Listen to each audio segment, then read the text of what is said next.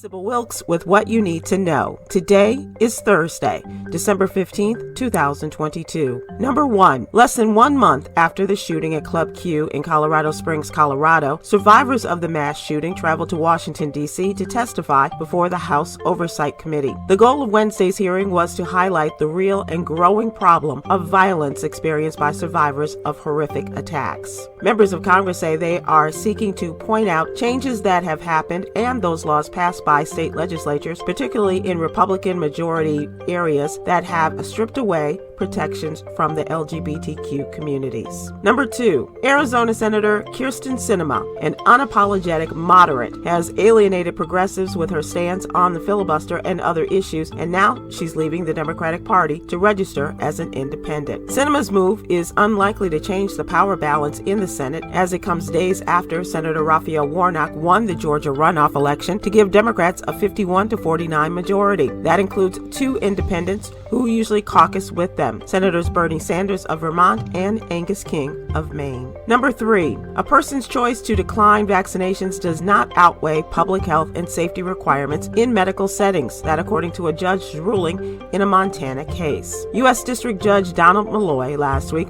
permanently blocked a section of law the state said was meant to prevent employers, including many healthcare facilities, from discriminating against workers by requiring them to be vaccinated against communicable diseases, including COVID-19. Number 4, Dalvin Gadsden, a 29-year-old black man who is a veteran, was beaten by Colorado Springs, Colorado police during an October traffic stop.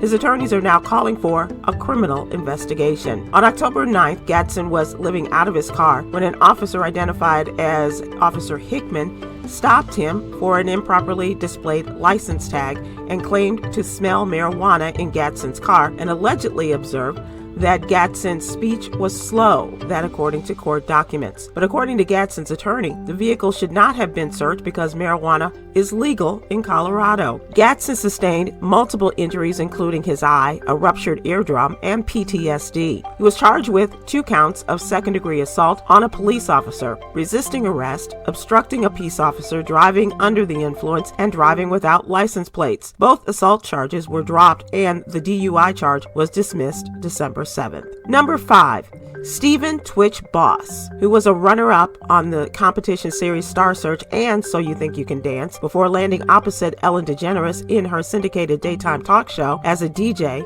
died by suicide.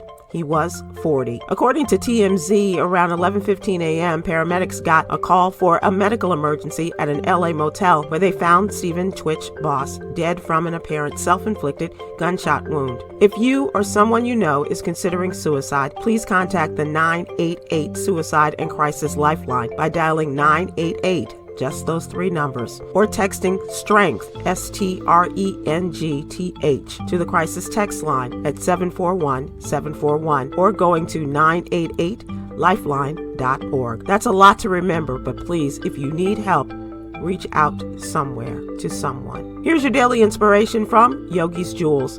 The best time to relax your mind is always. I'll drink to that.